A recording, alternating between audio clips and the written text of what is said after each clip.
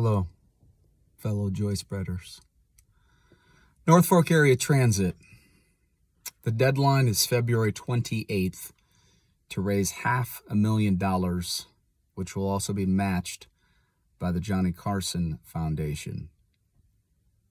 It's unfortunate that one person's actions have led to this situation, but there's still so many questions about this entire situation, and I don't think I'm the only person who feels a little confused, a little bewildered as far as how this came about.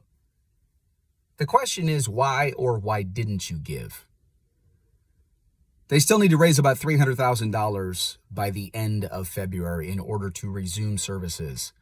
My heart goes out to the people who truly need this service, public transportation, because it's the people that are most at risk, whether they're elderly, they don't have the ability to drive themselves.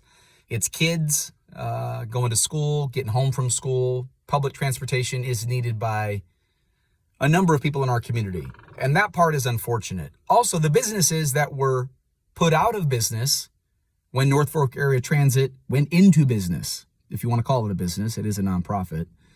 It's not run by the city, and a lot of people think it's the city's fault, and I think that's misguided or misplaced, that anger, but there is a lot of frustration.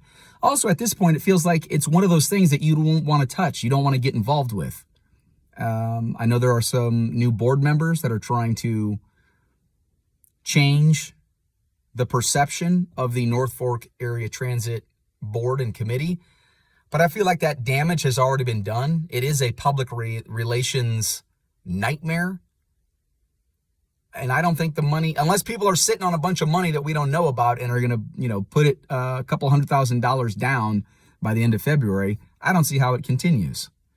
So I don't have all the answers. It's disappointing, but it feels like it's one of those issues, one of those topics anymore that's so toxic that you don't want your name associated with it.